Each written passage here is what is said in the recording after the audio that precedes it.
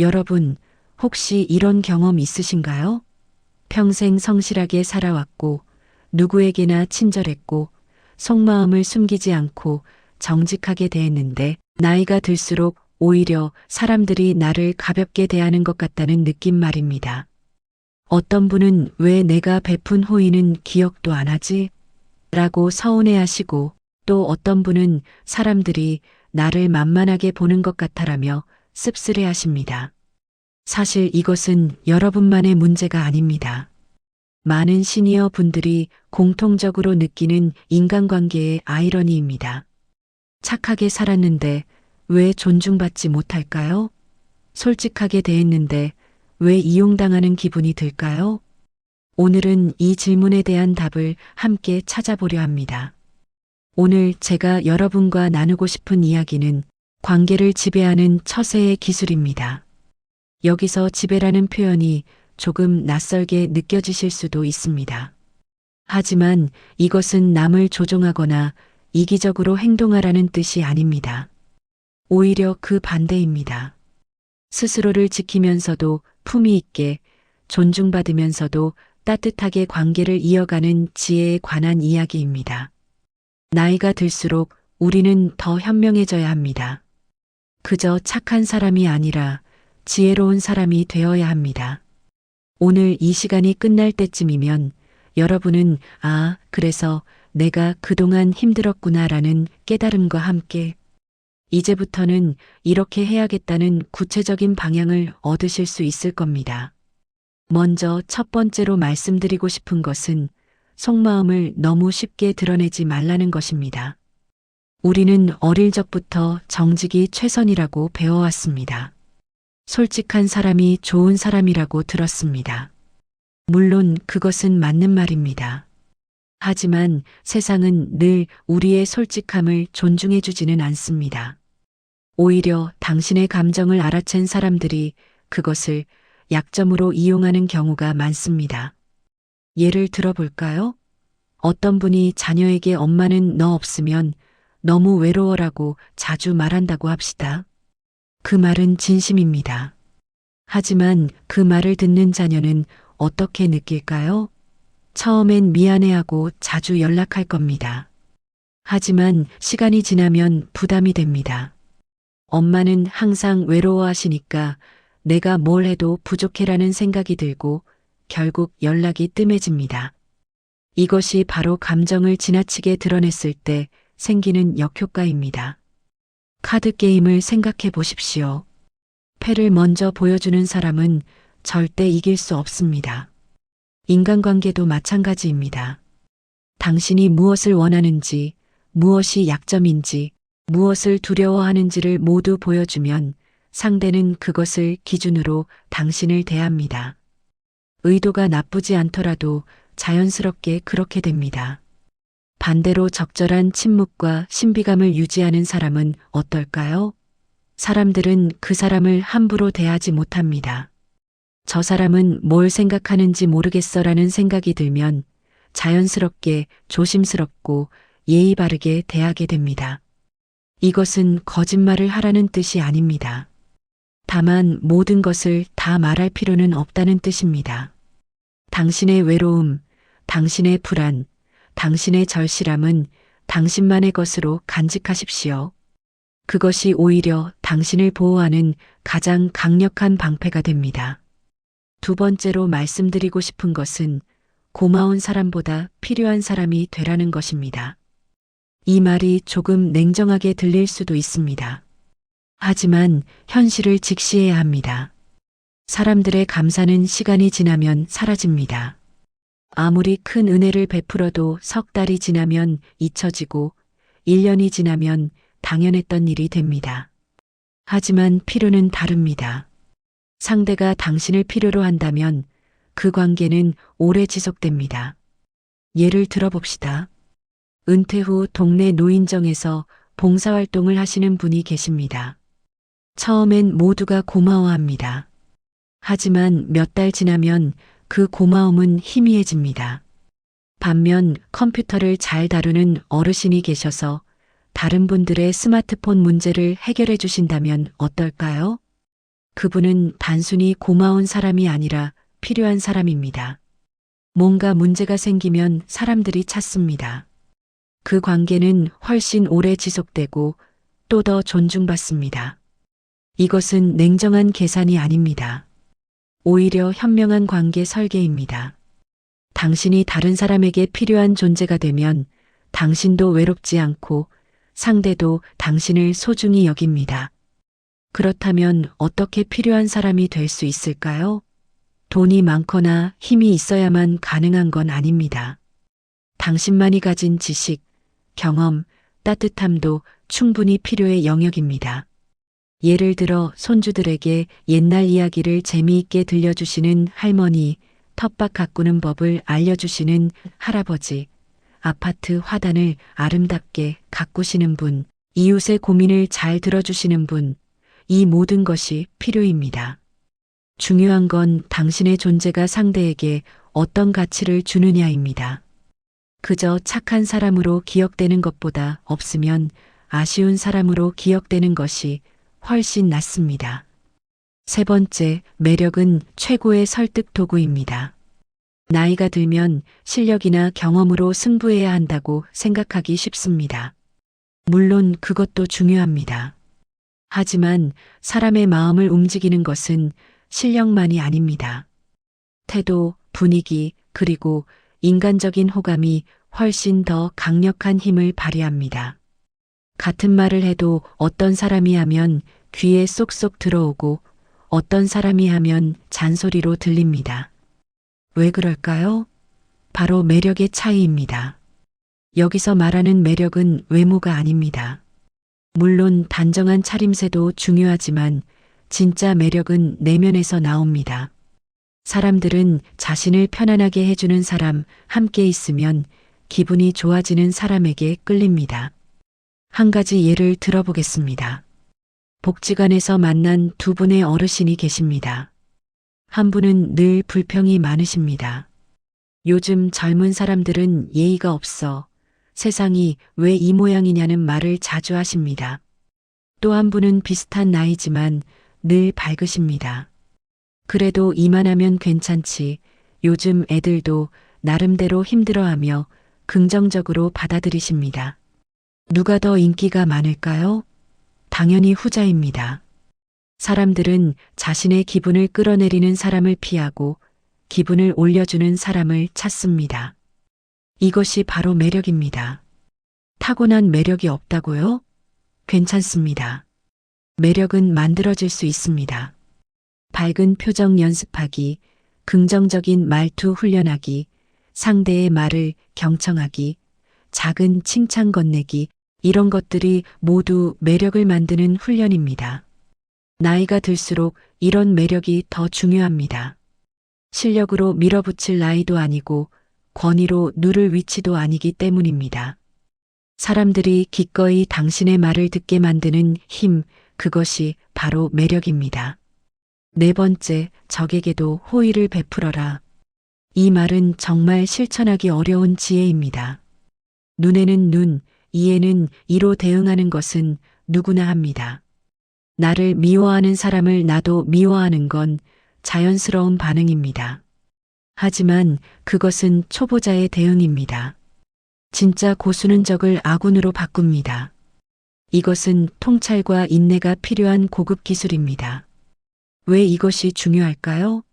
우선 현실적으로 생각해 봅시다. 나이가 들수록 적을 만들면 손해입니다. 젊을 땐 싸워서 이겨도 되지만 나이 들어서는 평화가 더 소중합니다.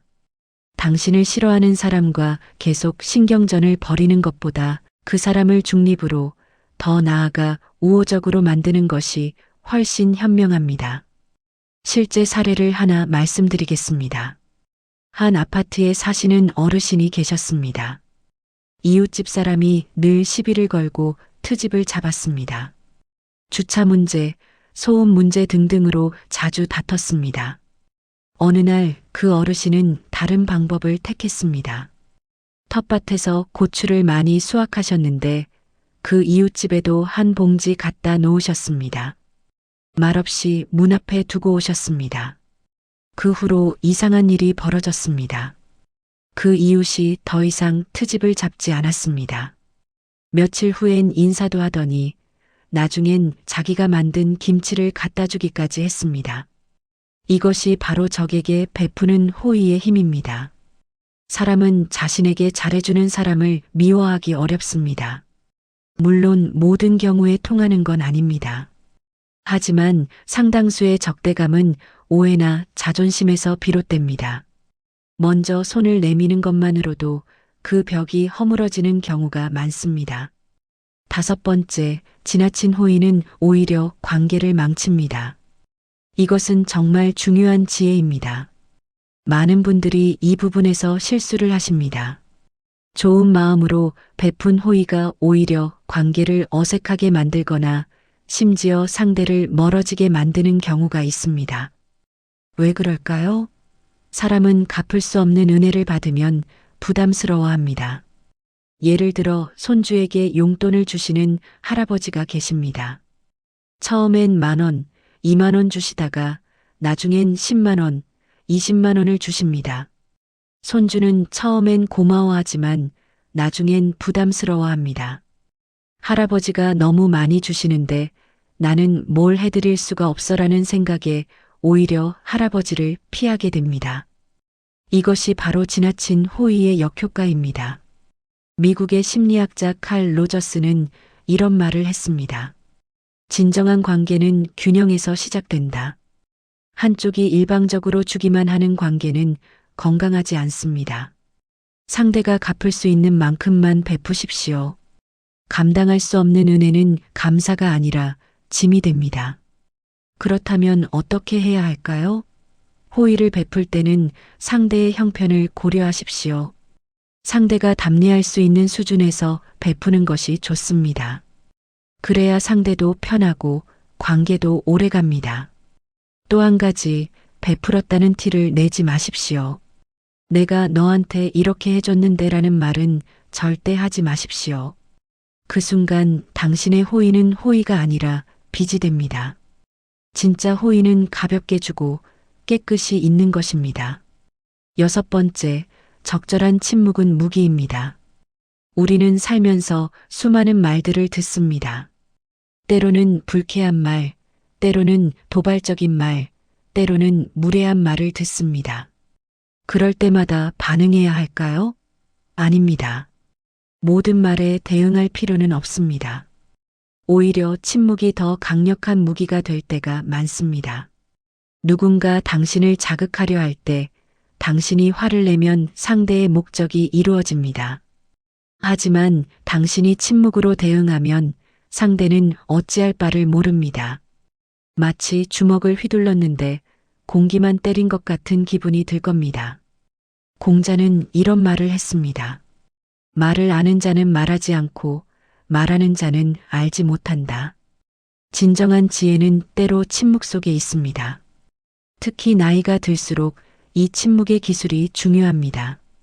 젊을 때는 말로 이기려 했지만 이제는 말을 아껴야 할 때를 알아야 합니다. 모든 오해를 풀려 애쓰지 마십시오. 모든 비난에 해명하지 마십시오. 때로는 못 들은 척, 못 본 척 하는 것이 가장 현명한 대응입니다. 시간이 지나면 진실은 저절로 드러나기 마련입니다. 당신이 일일이 해명하지 않아도 당신의 행동이 증명해 줄 것입니다. 말을 아끼는 사람은 품위가 있어 보입니다. 말이 많은 사람은 가벼워 보입니다. 이것은 인생의 진리입니다. 7번째, 자신의 한계를 모두 드러내지 마십시오. 사람들은 알 수 없는 사람을 더 존중합니다. 완전히 파악된 사람은 쉽게 평가되고 쉽게 소비됩니다.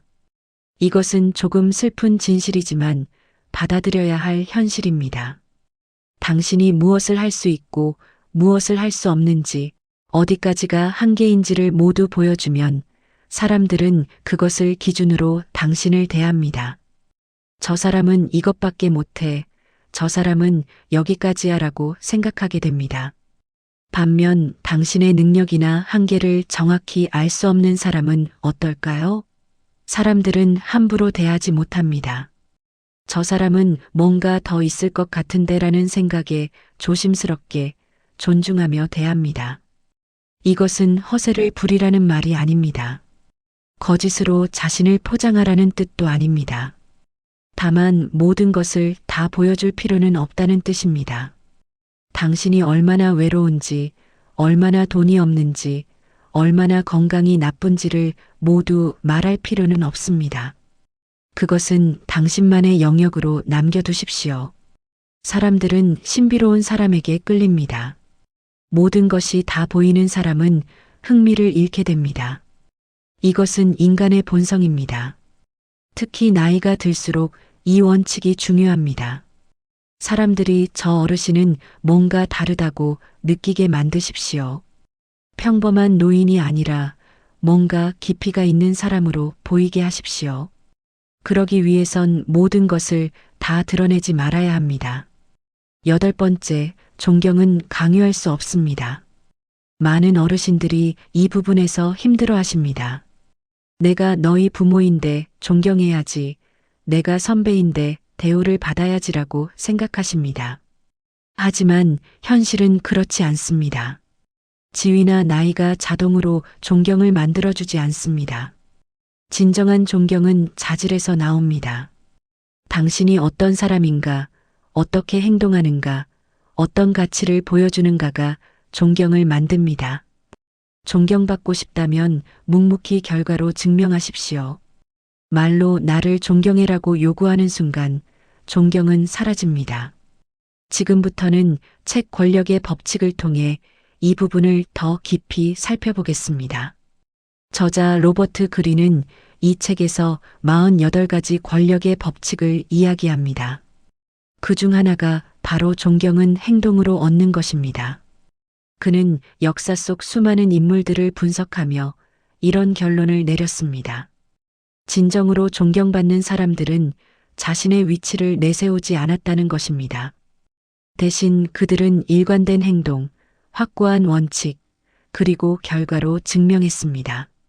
예를 들어 넬슨 만델라를 생각해 보십시오. 그는 27년 동안 감옥에 있었습니다. 대통령도 아니었고 권력도 없었습니다. 하지만 전 세계가 그를 존경했습니다. 왜일까요? 그의 일관된 신념과 행동 때문입니다. 우리 같은 평범한 사람들도 마찬가지입니다. 자녀에게 존경받고 싶으신가요?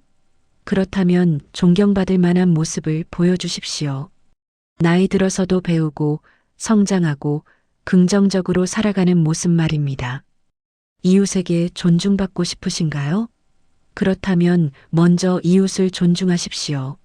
말이 아니라 행동으로 보여주십시오. 시간은 걸리지만 그렇게 쌓인 존경은 절대 무너지지 않습니다. 반대로 입으로만 존경을 요구하는 사람은 어떻게 될까요? 표면적으로는 예의를 갖출지 모르지만 진심으로 존경하지는 않습니다. 이것이 현실입니다. 9번째, 단호함을 배우십시오. 이것은 많은 시니어 분들이 어려워하시는 부분입니다. 평생 착하게 살아오셨기 때문에 아니오라고 말하는 것이 익숙하지 않으십니다.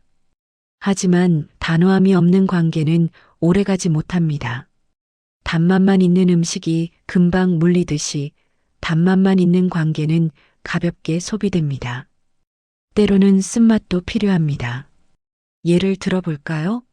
자녀가 무리한 요구를 할 때, 친구가 선을 넘는 부탁을 할 때, 이웃이 당신을 이용하려 할 때, 이럴 때 명확하게 선을 그어야 합니다. 미안하지만 그건 어렵습니다. 그 부분은 제가 도와드릴 수 없습니다라고 단호하게 말할 수 있어야 합니다. 로버트 그린의 권력의 법칙에는 이런 구절이 있습니다. 너무 쉽게 얻어지는 것은 가치가 없다. 사람들은 당신이 항상 허락하면 당신의 호의를 당연하게 여깁니다. 하지만 때로 거절하면 당신의 허락이 얼마나 소중한지 깨닫습니다. 단호함은 냉정함이 아닙니다. 오히려 관계를 건강하게 만드는 약입니다. 경계가 명확한 관계가 오래갑니다. 모호한 관계는 결국 무너집니다. 나이가 들수록 이 단호함이 더 중요합니다. 이제는 모두를 기쁘게 할 필요가 없습니다. 당신이 소중히 여기는 사람들과의 관계만 지키면 됩니다. 나머지는 과감하게 거절하십시오. 그것이 오히려 당신을 더 존중받게 만듭니다. 단호함을 실천하는 구체적인 방법 몇 가지를 말씀드리겠습니다. 첫째, 즉시 대답하지 마십시오. 누군가 부탁을 하면 생각해보고 연락드리겠습니다라고 말하십시오. 시간을 두고 판단하면 더 현명한 결정을 내릴 수 있습니다. 둘째, 이유를 길게 설명하지 마십시오. 거절할 때 변명처럼 긴 이유를 대면 오히려 설득당하기 쉽습니다. 짧고 명확하게 죄송하지만 어렵습니다라고 말하는 것이 낫습니다. 셋째, 대안을 제시하지 마십시오. 이건 안 되지만 이건 해드릴게요라고 하면 결국 또 무언가를 하게 됩니다. 거절은 거절입니다. 명확하게 선을 그으십시오. 넷째, 죄책감을 느끼지 마십시오. 많은 분들이 거절하고 나서 밤새 마음이 불편하다고 하십니다. 하지만 당신의 시간과 에너지는 소중합니다. 그것을 지키는 것은 이기적인 게 아닙니다. 오히려 건강한 자기 보호입니다. 다섯째, 일관성을 유지하십시오. 오늘은 거절했다가 내일은 허락하면 사람들은 계속 요구합니다. 끈질기게 요구하면 결국 들어주겠지라고 생각하기 때문입니다. 한번 그은 선은 확고하게 지키십시오. 그래야 사람들이 당신의 경계를 존중하게 됩니다. 여섯째, 표정과 말투를 단호하게 하십시오. 미안해하는 듯한 표정으로 거절하면 상대는 계속 설득하려 듭니다. 차분하지만 확고한 표정, 부드럽지만 명확한 말투로 대하십시오. 일곱째, 관계가 끊어질까봐 두려워하지 마십시오. 당신이 한번 거절했다고 관계가 끊어진다면 그건 애초에 건강한 관계가 아니었습니다. 진정한 관계는 거절도 받아들입니다. 오히려 당신의 단호함이 관계를 더 건강하게 만들 수 있습니다. 저 사람은 원칙이 있구나라고 생각하며 더 존중하게 됩니다. 이 모든 것이 처음엔 어색하고 힘들 겁니다. 평생 그렇게 살아오지 않으셨으니까요. 하지만 조금씩 연습하십시오. 작은 일부터 거절해 보십시오. 그러다 보면 점점 자연스러워집니다. 그리고 어느 순간 당신은 훨씬 더 자유롭고 존중받는 자신을 발견하게 될 것입니다. 10번째, 성공이 최고의 복수입니다. 살다 보면 억울한 일도 많고 당신을 깎아내리는 사람도 있습니다. 오해받을 때도 있고 부당한 대우를 받을 때도 있습니다. 그럴 때 어떻게 해야 할까요? 많은 분들이 말로 해명하려 하고 말로 반박하려 합니다. 하지만 그것은 효과적이지 않습니다. 오히려 더 복잡해지고 관계만 나빠집니다. 진짜 답은 다른 데 있습니다. 바로 결과로 증명하는 것입니다. 당신의 성공, 당신의 행복한 모습, 그것이 당신을 깎아내리던 사람들에게 가장 강한 답이 됩니다. 데일 카네기는 인간관계론에서 이렇게 말했습니다. 비판을 신경 쓰지 마라. 당신이 옳은 일을 한다면 비판받을 것이고 잘못된 일을 해도 비판받을 것이다. 그러니 옳은 일을 하라. 이 말의 의미는 무엇일까요? 사람들의 입을 막을 수는 없다는 것입니다. 어떻게 해도 비판하는 사람은 있습니다. 그러니 그들의 말에 일일이 대응하지 말고 당신의 길을 가라는 뜻입니다. 당신이 행복하고 성공하면 그들의 비판은 자연스럽게 힘을 잃습니다. 실제로 그렇습니다. 당신이 힘들어하고 무너지는 모습을 보면 비판하는 사람들은 더 신이 납니다. 내 말이 맞았지라고 생각합니다. 하지만 당신이 오히려 더 잘 지내는 모습을 보면 그들은 할 말이 없어집니다. 예를 들어 은퇴 후 새로운 취미를 시작한 어르신이 계십니다. 주변에서 나이 들어 뭘 새로 시작해 시간 낭비다라고 비웃었습니다. 하지만 그 어르신은 꾸준히 하셨습니다. 몇 년 후 그 취미로 작은 전시회도 열고 지역 신문에도 소개되었습니다. 이제 그를 비웃던 사람들은 어떻게 되었을까요? 아무 말도 하지 못합니다. 오히려 부러워합니다. 이것이 바로 성공이라는 복수입니다. 피를 흘리지 않고 말싸움하지 않고 그저 당신의 삶으로 증명하는 것입니다. 이것은 복수라기보다는 오히려 승리입니다.